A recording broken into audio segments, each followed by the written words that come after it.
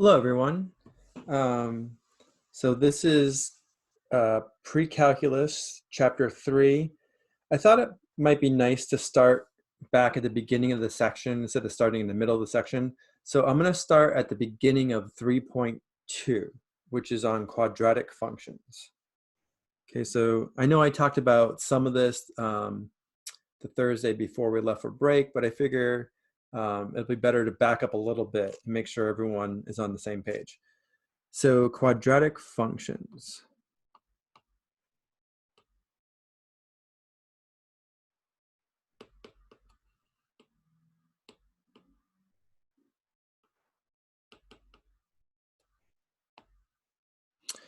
Okay, so remember what quadratic functions are, right? They're basically the second degree polynomials. So the family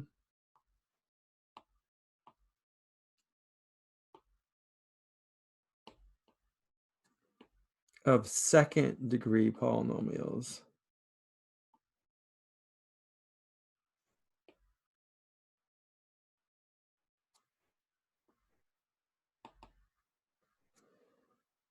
are called quadratic functions.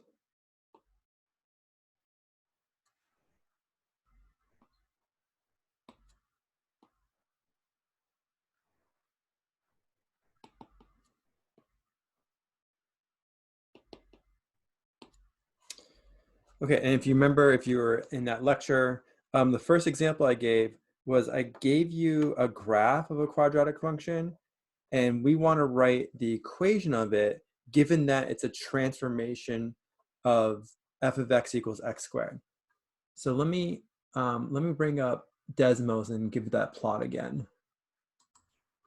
Okay, so if we look at this parabola, it is basically a transformation of our toolkit function, our x squared, right, our basic quadratic toolkit function. So the easiest way to think about this is if you look at the vertex. So the vertex here is at 1, -2. Well, it looks like it shifted to the right, right? So the entire parabola shifted to the right by 1. It looks like it stretched, and we can figure out that stretching factor by plugging in a point later on. So we'll do it that way later on. And then it looks like it's also shifted down by 2 units. Okay, so let's look at this very carefully. And let me go back to the tablet. Okay, so in this case, we start with our toolkit function, right? So remember the original function was f of x is equal to x squared. And there's several things going on, right? So this was shifted to the right by 1.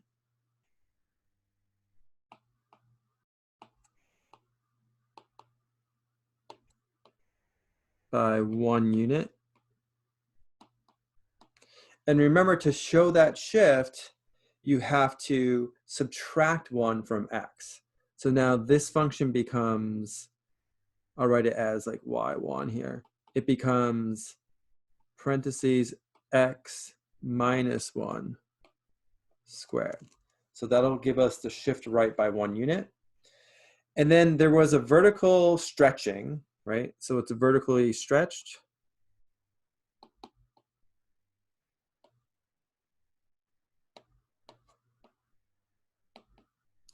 It looks like it was stretched by 2, but it was really unclear. Sometimes it's difficult to figure that out. So the way we should do this, remember, is if we assume that's being multiplied by some value, call it, say, a, and then we can figure out what that parameter is later. So this is now going to be a times x minus 1 squared. And then finally, there's a vertical shift down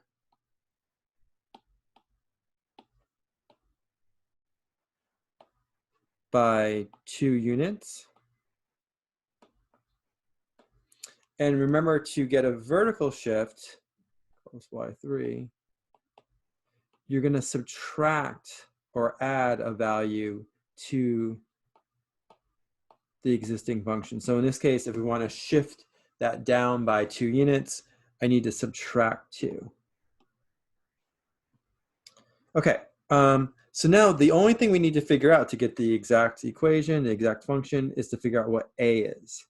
So now we're going to plug in a point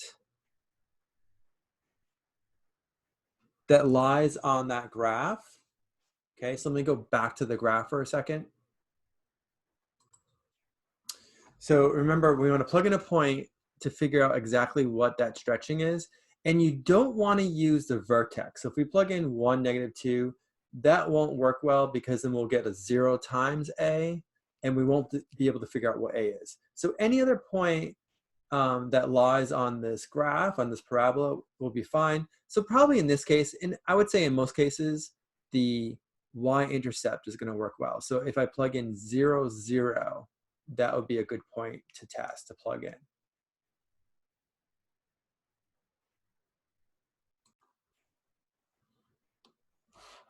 Okay, so if I plug in 0, 0,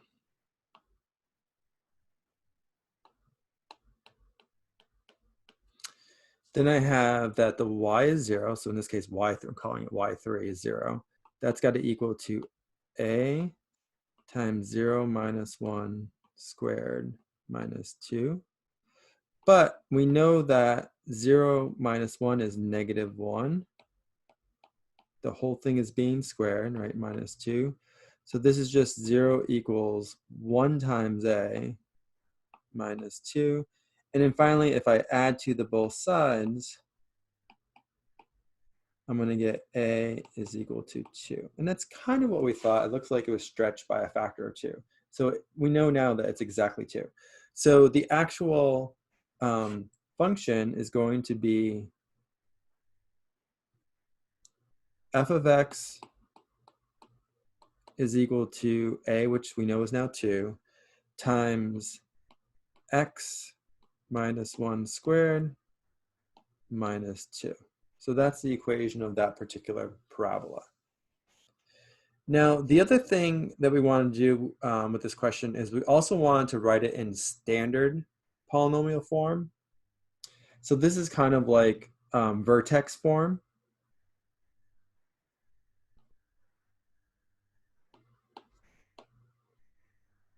Remember, vertex form was f of x is equal to a times x minus h squared plus k. So that's the form we have it in right now. So the question is, how would I write this in standard form, polynomial form? Well, the way you would do that is you would just expand this out. So let me do that here. I'll say expand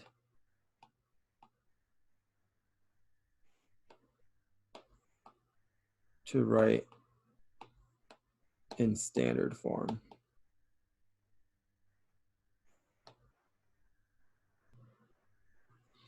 Okay, so by expanding out, I just mean multiply the entire thing out. So I have f of x is equal to 2. Now remember, x minus 1 squared, what that really means is x minus 1 times itself, so times x minus 1, and then I subtract 2.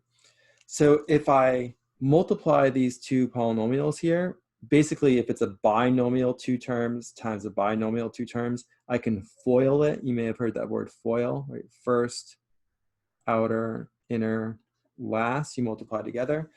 Although in general, the way you multiply two polynomials is each term in the first polynomial gets multiplied by every term in the second polynomial, right? And then you just combine them together to simplify it. So in this case, let's see, I still have a 2 outside. X times x is going to be x squared. X times -1 is -x. -1 times x is -x. And then finally, -1 times -1 is +1. But then I can simplify this further. This is going to be x squared minus x minus another x is minus 2x. And then finally, I can distribute in the 2. So I'm going to end up getting, let's say, 2x squared minus 4x plus 2 and then I still have a minus 2 outside. So my final answer is going to be 2x squared minus 4x. And that is going to be in standard form. Okay, remember,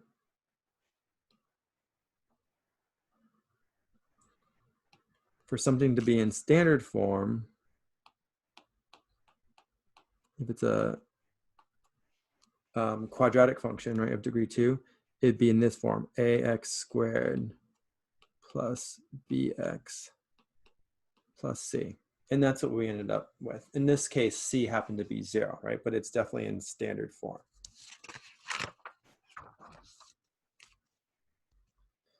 Okay. Then the next thing we did, again, I did all this before we left, but it's good to go over all this, is we wanted to figure out a formula to locate the vertex. Okay. So remember, this was, again, this is standard form.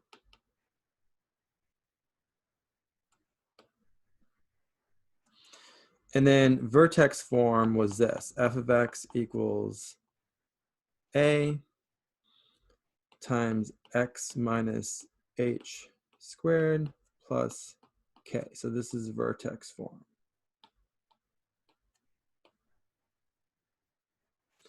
So what we wanted to do is we wanted to figure out a way of figuring out h and k. So the vertex itself, which is the turning point, right, of the parabola. It's either going to be the lowest point or the highest point of the parabola. It's located at the coordinates h, comma, k. So what we wanted to do is we wanted to figure out a formula in terms of a, b, and c for h and for k. Okay, so the way that we did that was we expanded the vertex form.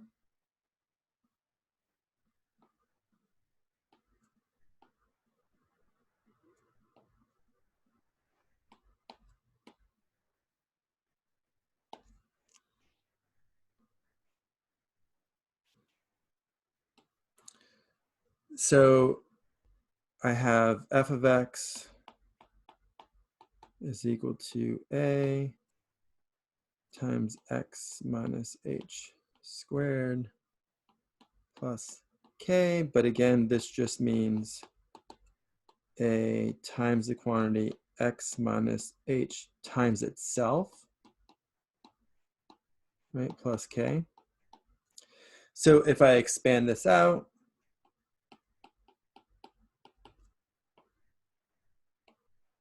I have to FOIL this, right? So I have x squared. Then x times minus h is minus xh. I write it as xh. Let's see. Then here I have minus hx, but that's also the same as minus xh. And then finally, negative h times negative h is plus h squared, and then plus k. So then I can combine like terms a little bit in here. So this is x squared minus 2xh plus h squared plus k. And then I can distribute in the a. So multiply in the a. So then I get ax squared minus 2axh plus ah squared plus k.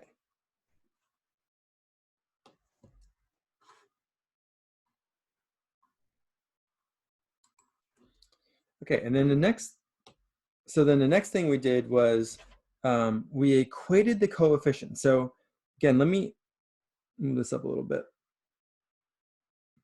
Remember, in standard form, the quadratic function is ax squared plus bx plus c. Well, if these two quadratic functions are equal, then the coefficients must be equal. So the coefficient of the x squared terms must be equal, the coefficient of the x term must be equal, and then the constants must be equal, right? If they're equal, then the coefficients have to be equal. So what we're saying basically is that A equals A. Actually, let me write it like this first. So I'm going to write the expanded form out one more time. So this is ax squared. Then instead of negative 2axh, I'll write it as negative 2ahx, and then plus ah squared plus k. So now you should be able to see that these a's should be equal. The b should be the same as negative 2ah, and then the constant should be the same as ah squared plus k. So I'm equating the coefficients. So a is equal to a. So basically a is going to be the same whether it's in vertex form or in standard form. The b must be equal to negative 2ah. And then finally, the c must equal ah squared plus k. All right, so let's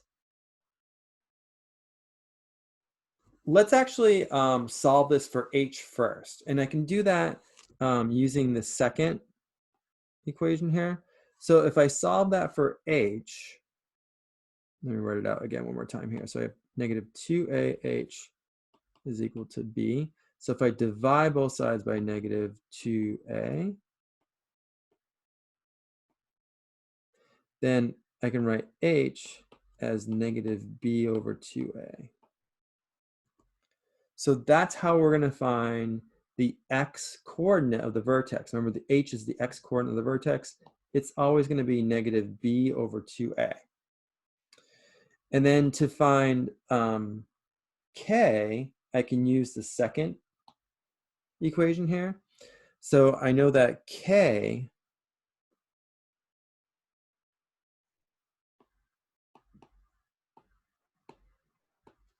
if I want to isolate it, right, I can subtract ah squared from both sides.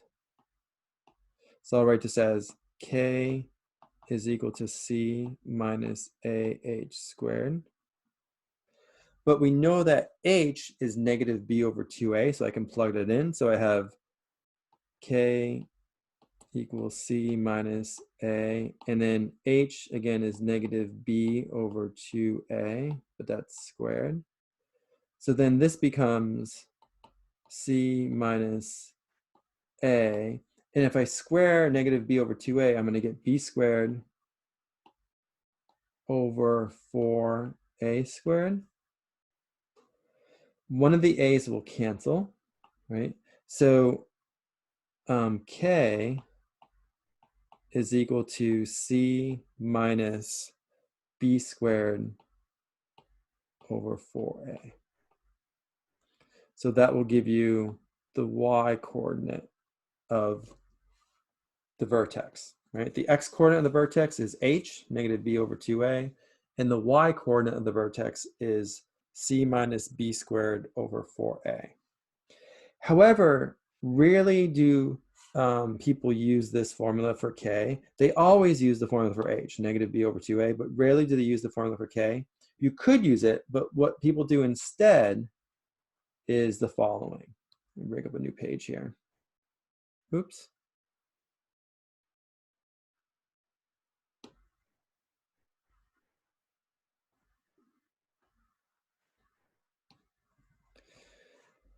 Since we know that h comma k lies on the graph, in fact, it is the vertex, right? So it lies on the graph. If I want to find k, one way of doing that, if I don't want to use that long formula, is I can just plug h in. I can plug in the x coordinate, which is the h, and that will give me out k. So basically, just plug in h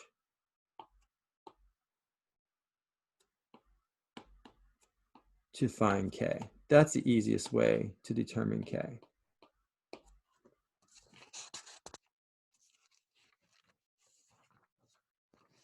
Okay, so here's an example. Let's say we want to find the vertex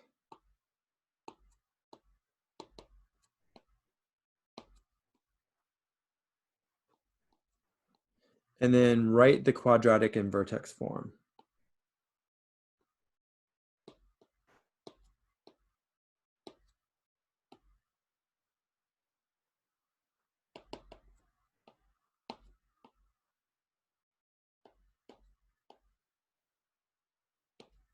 Okay, and here is the quadratic function. Let's say it's f of x is equal to 2x squared minus 10x plus 4. Okay, so it's in standard form, right? So first thing, let's figure out what a, b, and c are. Well, if it's in standard form, then the a is the coefficient of the x squared term, so that's 2. The b is the coefficient of the x term, so that's negative 10. And the c, excuse me, the c is the constant, so that's going to be 4. So now to figure out the vertex, remember for the vertex we want h comma k. So how do we find h? Well, we know how to find h. We use the formula negative b over 2a. So in this case, it'd be negative b, which is a negative 10, over 2 times a, which is a positive 2. So it looks like it's going to be a positive 10 over 4, and we can simplify that to 5 halves. So the x-coordinate, the h of the vertex, is exactly equal to 5 halves. Okay, now how do I find k? I could use that more complicated formula, right?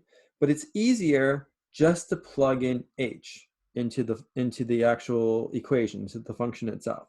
So to find k,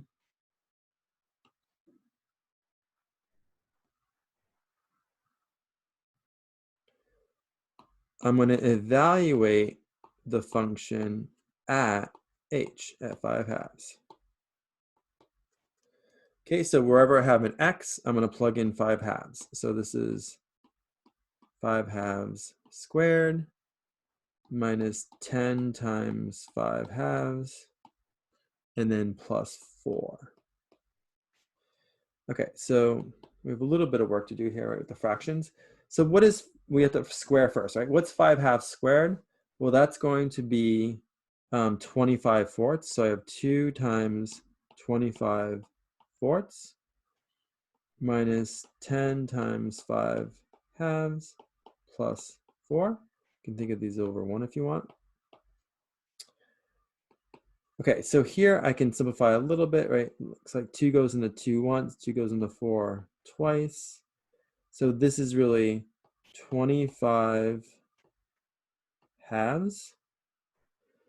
And in here, let's see, 2 goes into 2 once, 2 goes into 10 5 times. So this is minus 25 plus 4. So this is going to be 25 halves minus 21.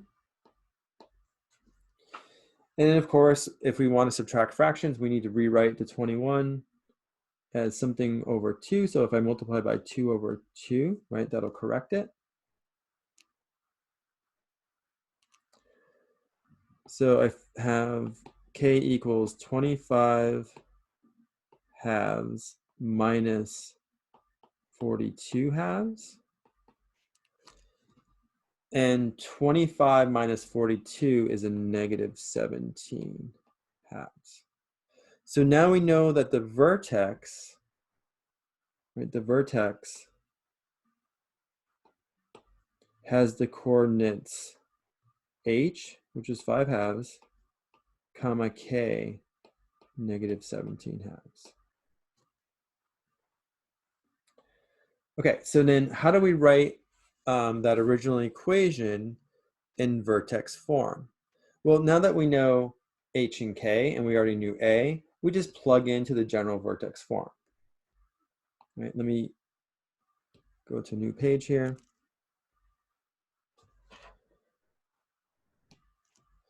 Okay, so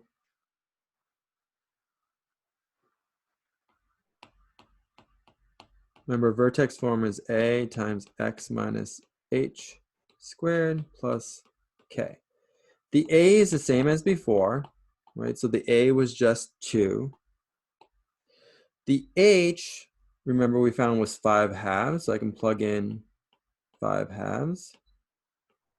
And then the k was a negative 17/2, so I can just write this as minus 17/2. So that would be the same quadratic function, but in vertex form.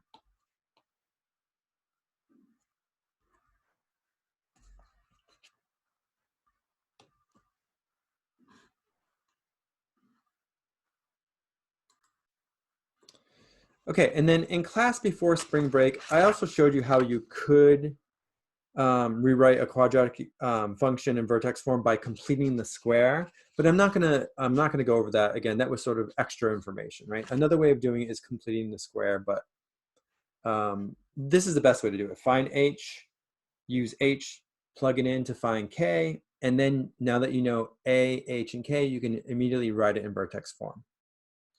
All right, then we did one example where it's sort of an optimization problem, right? So an application.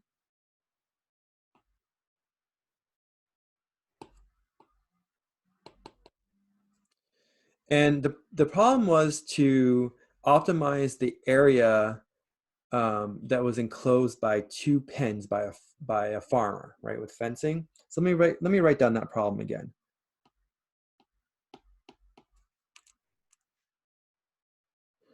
So a farmer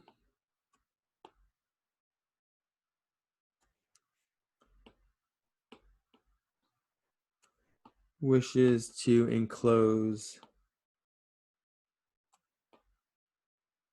2 pens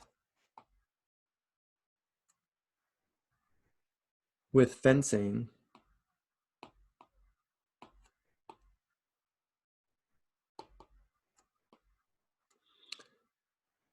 as shown. I'll draw you a picture in a second.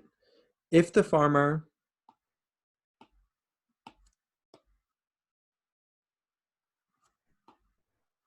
has 500 feet of fencing to work with,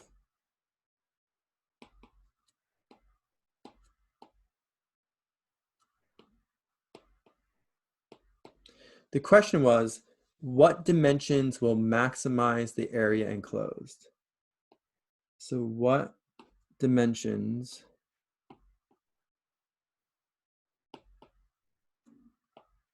will maximize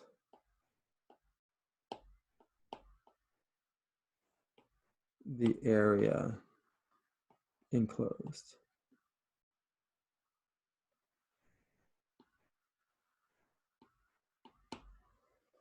Okay, so then we drew a picture.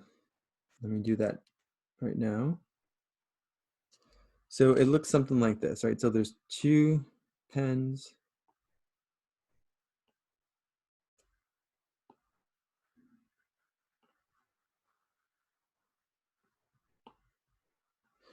And I think I called this length right here, I think I called it L. So that's L. This is L. And then this is going to be W. W. Think of W as like the width and L as the length. And then these are also, of course, L.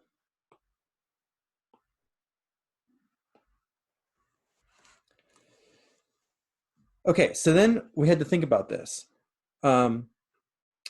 If we know that there's 500 feet of fencing total, right, to begin with, then if I add all these lengths and widths up, they have to equal 500, right? If I have a total of 500 feet of fencing, then excuse me, if I add up all the L's and the W's, they have to add up to 500. So in this case, I basically have 4L, right, plus 3W, that's got to equal 500. That's my first equation. And then the second equation involves the area. So if you look at this, right, these are basically two rectangles. And how do we find the area of a rectangle? So by area, I mean, right, the two-dimensional region in here, and then also this one. Well, remember the area of a rectangle is length times width, but I have two areas here. So really I have 2 times L times W, right? That's got to be the total area of both pens, twice length times width. And we want to maximize area. So we want to maximize the area.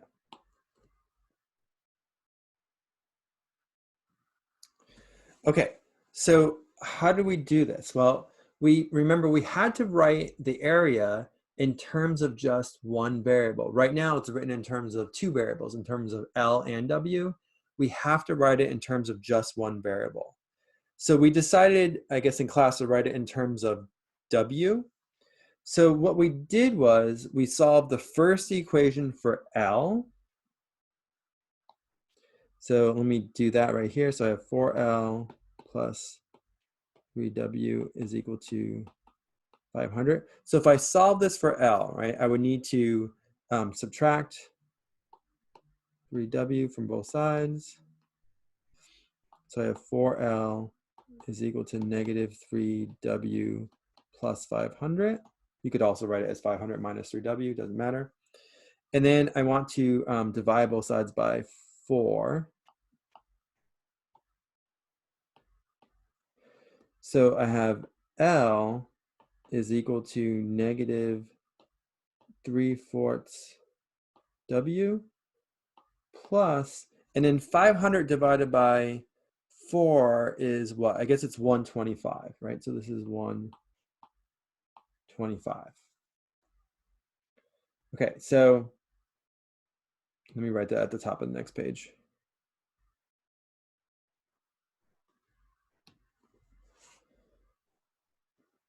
So L is equal to negative 3/4 W plus 125.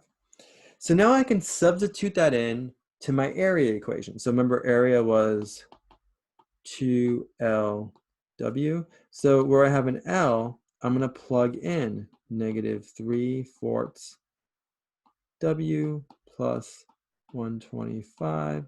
And I still have another W outside, right? They're all being multiplied together. Okay, so if I distribute in the 2 and the W, if you want, you can think of it like this, right? You can bring that W up front.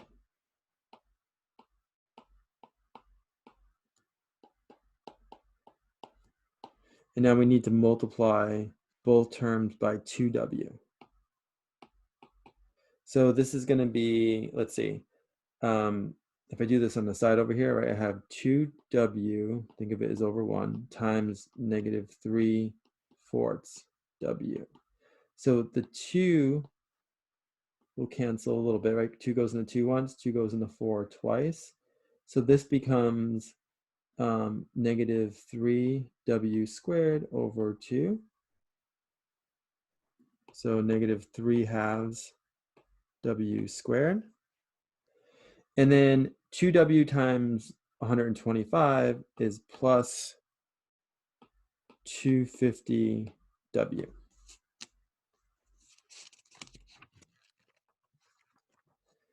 Okay, so the question is, how do I find the maximum area? What am I looking for if I'm trying to find the maximum area? Well, if you think about this, right, if you were to plot this, actually, let's plot it right now on Desmos. So give me a second, let me switch over and I'll plot it.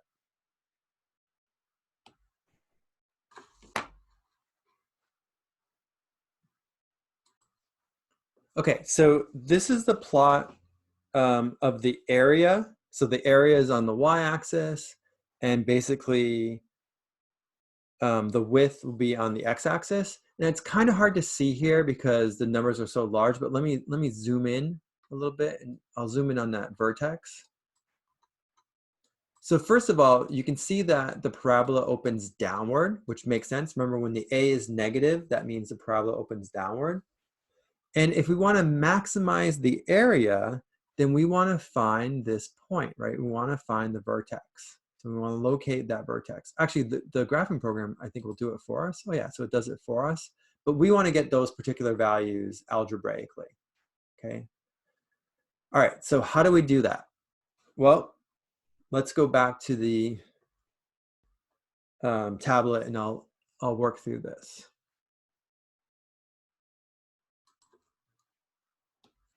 Okay, so again, we want to find the vertex. So the way to do that is to find h and k. So in this case, first of all, this equation is in standard form, right? So we know that a is equal to -3/2. We know that b is equal to 250. In this case, c is equal to 0, right? Because there is no constant there. So if I want to find the x coordinate of the vertex, which in this case is really the w coordinate, because the w, the width, is really like our x. How do I find h? Well, it's always going to be -b over 2a. So in this case, it'd be -250 over 2 times -3/2. So this is going to end up equaling 250 over 3, but that's about 83.3. Okay, so we'll assume it's 83.3, or round it a little bit. Okay, so then how do I find the k, which is actually the maximum area itself? I would plug in this value, right? I would plug in h. So I'd want a evaluated at 83.3, and that'll be equal to my k. So I could say k equals this, right? A evaluated at 83.3. So I go to my equation, and where I have a w, I'm going to plug in 83.3. Remember, the w is like the x, so really this function, this is a is a function of w. And then plus 250 times 83.3. If you work that out, you're going to find it's 10,416.7. In this case, it would be feet squared, right? Because it's an area. And the h here is the width that's going to maximize that area. Okay, so the vertex h comma k in this example is 83.3, and then the k is 10,416.7. But remember, really, the h is the width that will maximize the area, and this is actually the maximum area itself. Okay, so the area is going to be maximum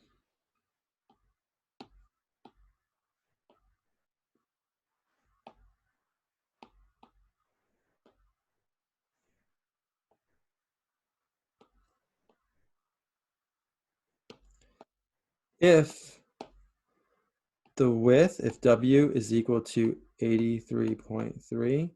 And then what should the length be? Because we really want the dimensions, which means the length, the width and the length.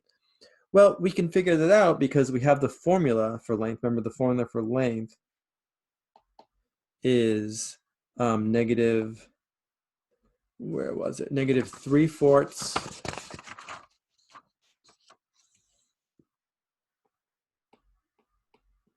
w plus 125. So if I plug in 83.3 for W,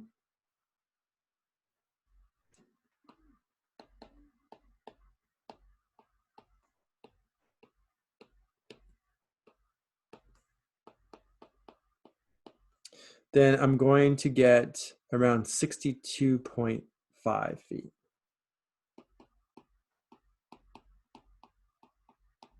So if the width is 83.3 feet and the length is 62.5 feet, that will maximize the area of those two pens. Okay, but ultimately this entire question was a matter of finding the vertex, right? The vertex gave us that maximum area.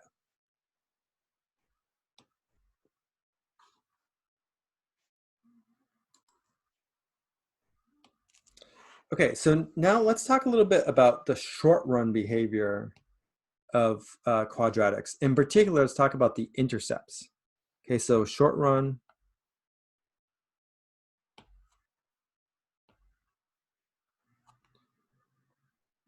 behavior of quadratics. And in particular, I want to look at intercepts. So the horizontal and vertical intercept. And again, typically we will call these the X and Y intercepts. Okay, so, well, for a quadratic function, right, which remember the graph of a quadratic function is a parabola, there's going to be several possibilities. So one possibility is this. There's going to be one vertical intercept. That would be right there. In this case, there's two horizontal intercepts there and there. So you could have one vertical, and actually that will always be the case. So there's one vertical intercept. But in this case, I actually have two horizontal intercepts.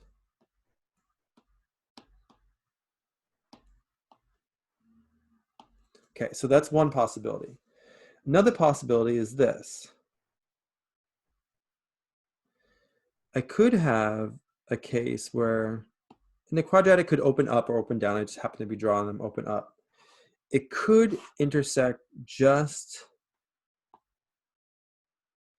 at one spot on the x-axis and then come back up again. So in this case, there would be one vertical intercept, just like before. So one vertical intercept. And in this case, there would be only one horizontal intercept.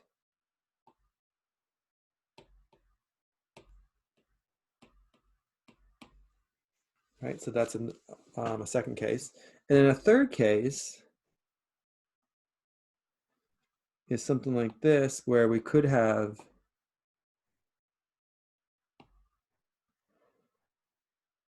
the parabola, let's say it looks like this. So here we have one vertical intercept, but there's no horizontal intercepts in this case.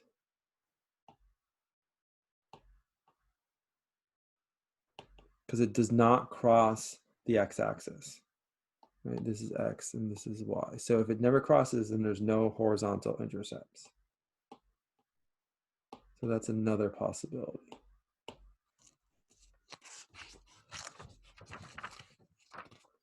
Okay, so let's do an example here. Let's say we want to find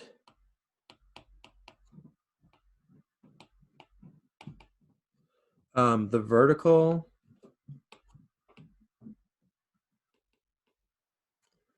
and horizontal intercepts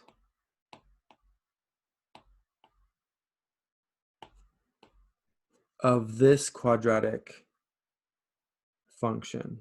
Let's say y of x is equal to 2x squared plus 10x plus 12. Okay, so for the vertical intercept,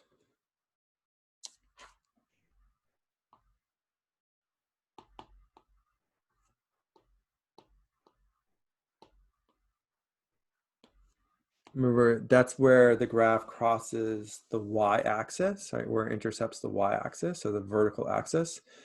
How do we do that? Remember, we plug in 0 for x, right? We set x equal to 0. When the input is 0, so when x is equal to 0, that will give us the y coordinate of that vertical intercept. So let's do that. So I want to evaluate y at 0. So this is going to be 2 times 0 squared plus 10 times 0 plus 12. Well, that's simply equal to 12, right? So the actual point of the vertical intercept, remember it's an ordered pair, it's a point, is going to be the point 0, comma 12. So that would be the vertical intercept, 0, comma 12. Okay, so for horizontal intercepts,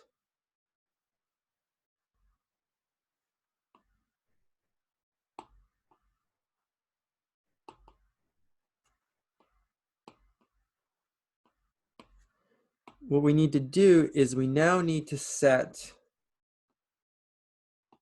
the output, right, which I'll call y, equal to 0, and I want to solve for x.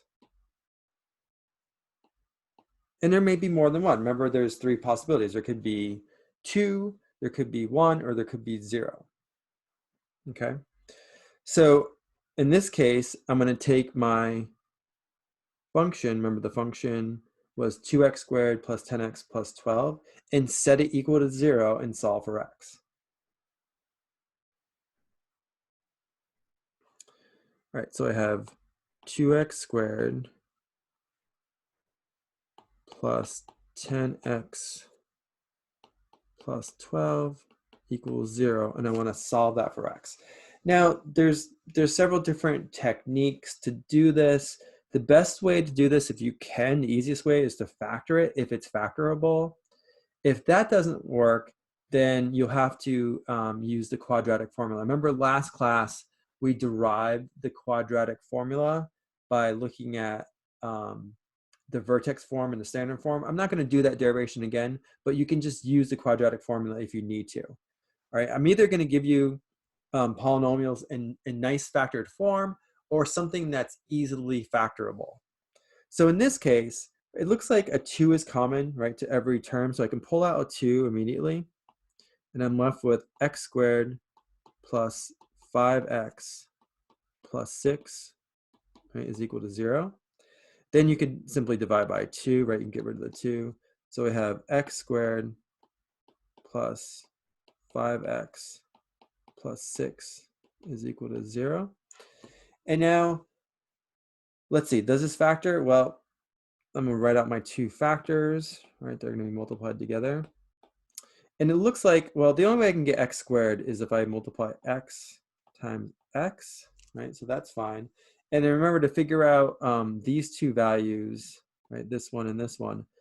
I have to think of 2 things when multiplied will give me a positive 6, right? That'll give me the c here, a positive 6. And when added will give me a plus 5, the b term. So what are 2 things that when multiplied will give me positive 6 and then added will give me positive 5? Well, 2 and 3 will work, right? So plus 2 and plus 3. And it doesn't matter what order I write those in, okay? So in this case, now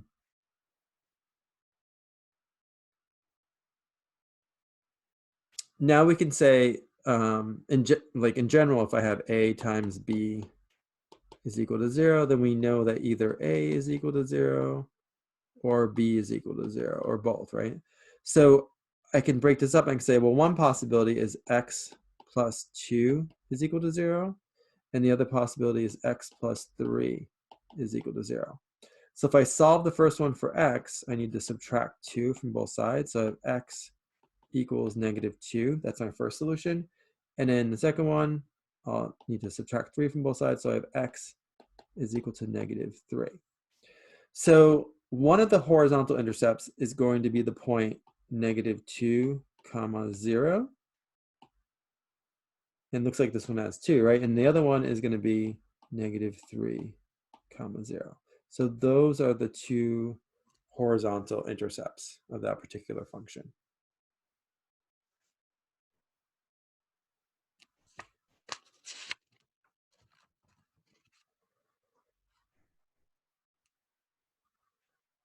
Okay, and then again, I'm not going to redo this part in class because it took a while to do this, but we used the standard form and the vertex form of the quadratic function to derive the quadratic formula. So let me just remind you of that result. So in general, right, if you have a quadratic function in standard form,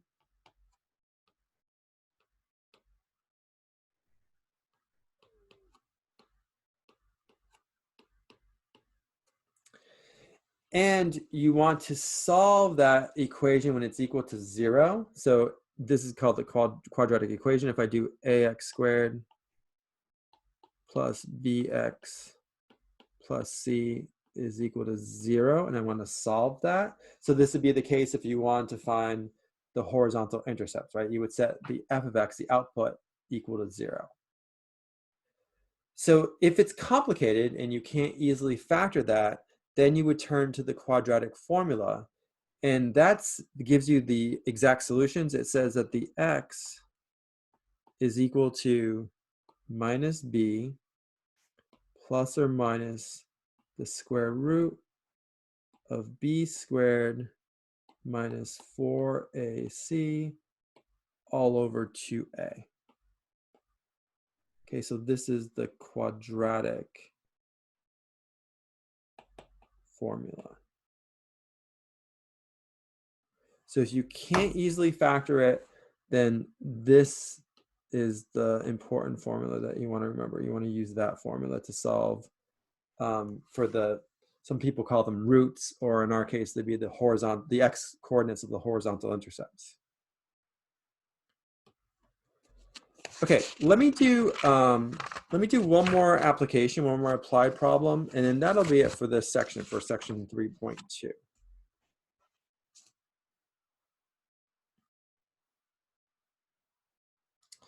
Okay, so in this problem, we're told a rocket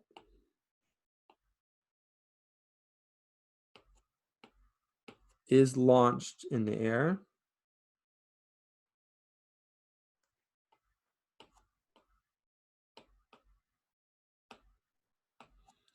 Its height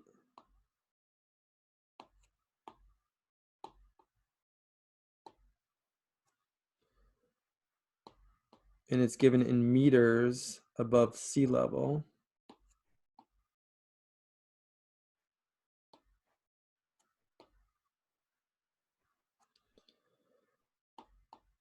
As a function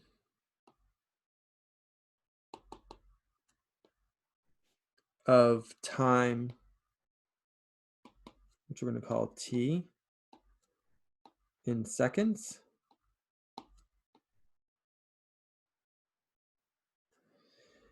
Is given by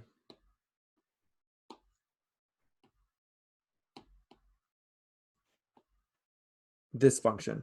Actually, I'm going to call, just so I don't confuse you with the vertex h, I'm going to call this y. So the height is y. Y of t is equal to negative 4.9 t squared plus 229 t plus 234.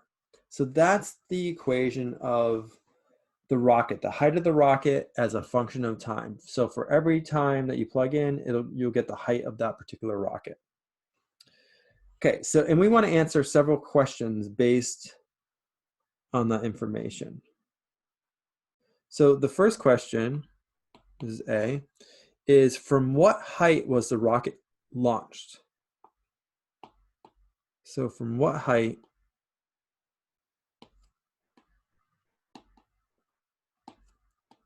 was the rocket launched?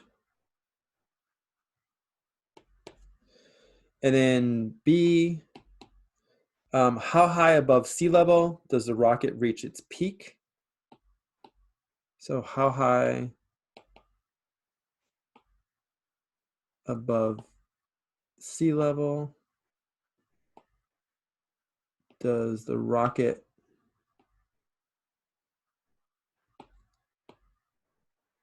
reach its peak?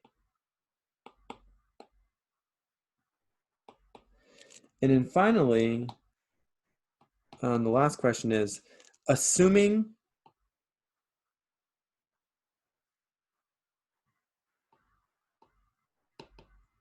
the rocket will splash down in the ocean, so at sea level basically. So assuming the rocket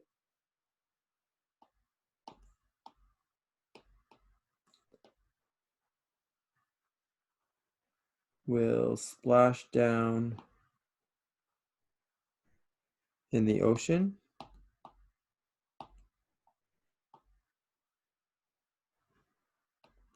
at what time does splashdown occur? So at what time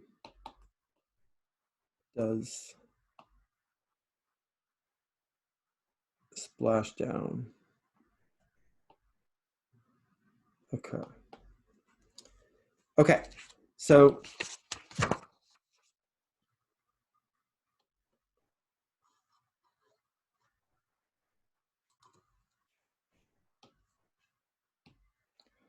so part A was to figure out the launch height of the rocket. Well, isn't the launch height of the rocket just the height of the rocket when the time is 0, right? At 0 seconds, that's got to be the height that the rocket was when it was launched. So what we want to do is we want to plug in 0 for the time. So we want to evaluate that function at 0. So remember it was negative 4.9 t squared, so I'm going to plug in 0 for t, plus 229 times 0 plus 234. And if you work that out, you're going to find that the height at 0 is simply equal to 234. And I guess it's meters, right, above sea level. So that was the height. So this is the launch height.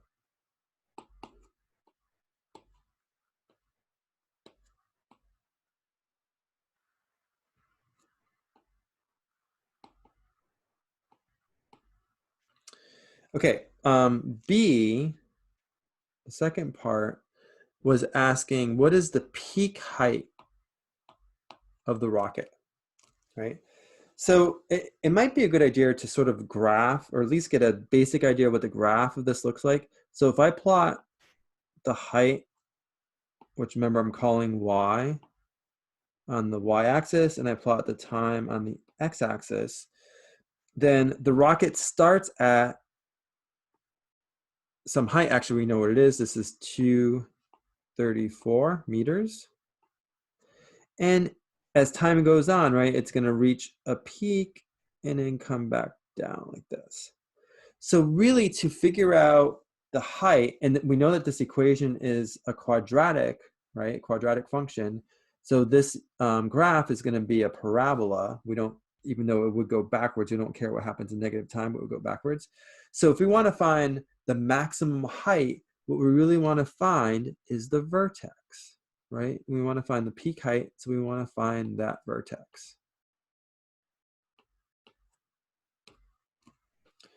Okay, so how do we do that? Well, what we need to do is we need to figure out the x coordinate, which in this case is the t coordinate of the vertex, right? You want to figure out that time that it reaches the max height, and then we can find the corresponding max height.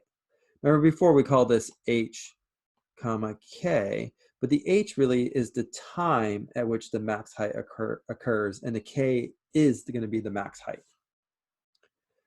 Okay, so how do we find the h, which is the time at which max height occurs? Well, we know how to do that. Remember, the h is going to be equal to negative b over 2a. And if you go back to the function, let me write down the function again here. Here, I'll do it over here. So remember, the function was y of t is equal to negative 4.9 t squared plus 229t plus 234. So in this case, a was negative 4.9, right? B was 229, and C is equal to 234. Okay, so if I want to find the vertex, I want to find h, and that's just negative b over 2a. So this is going to be negative 229 divided by 2 times a negative 4.9, right? Remember, a was negative 4.9. And if you work that out, that equals 23.37 seconds. Okay, so that's this value right here, right? That would be the time at which that rocket reached maximum height. So this time is 23.37 seconds. It's the, we typically say x, but it's the t component of the vertex, right? It's the h value, the time at which the max height occurred. Okay, and then how do I find the max height once I have that time? I just plug it in, right? I plug in the h. So in this case, I want to evaluate y at 23.37 seconds. So this is going to be negative 4.9 times 23.37 squared plus 229 times 23.37 plus 234. And if you work that out, you're going to get 2,909.6 meters. So that must be the max height, the maximum height. Right, so if we look back in the picture, that's this value right here. So that's going to be the 2909.6 meters. Okay, and then to answer the last question, part C,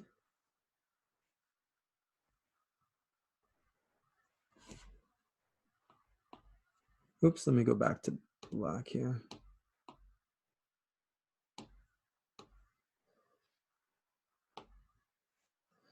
So to answer part C, remember this was the time at which the rocket splashed down. So the time when the rocket was back at sea level, basically, right, when it hits the ocean.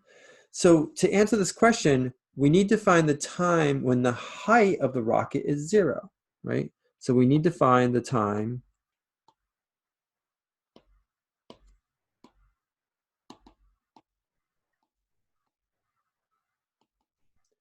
when the height of the rocket is 0. And what does that mean? It means when y is equal to 0, right? Because we called the height y when we wrote out that function. So how do we find the time when y is equal to 0? Well, we set that equation equal to 0 and we solve for t.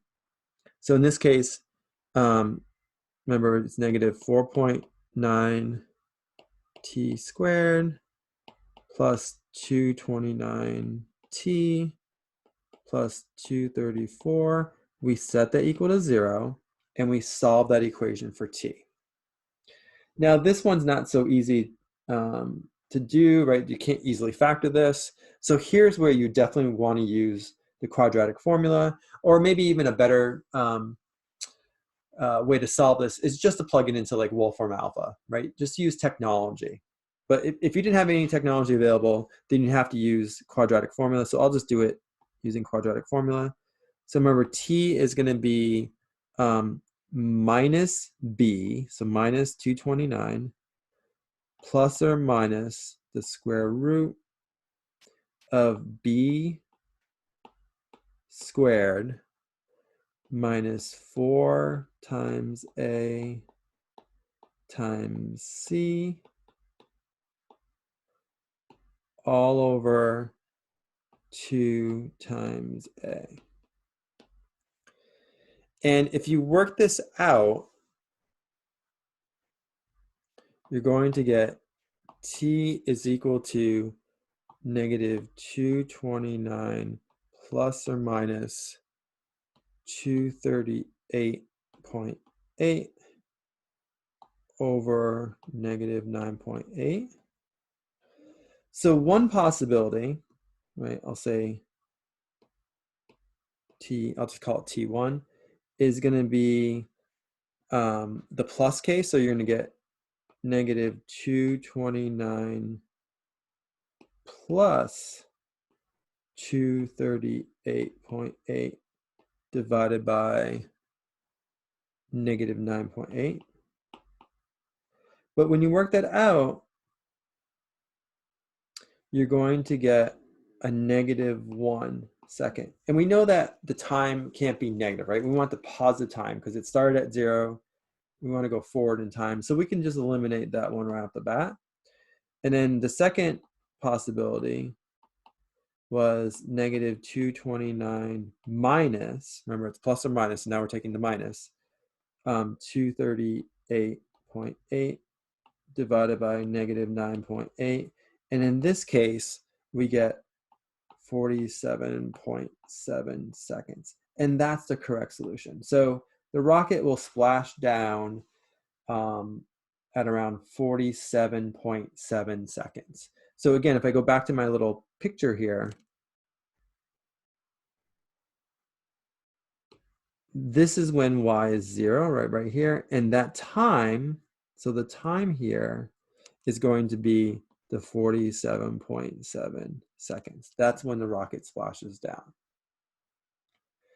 All right, great. So that's it for 3.2, and I'll start working on another video lecture for 3.3 very soon. Thanks.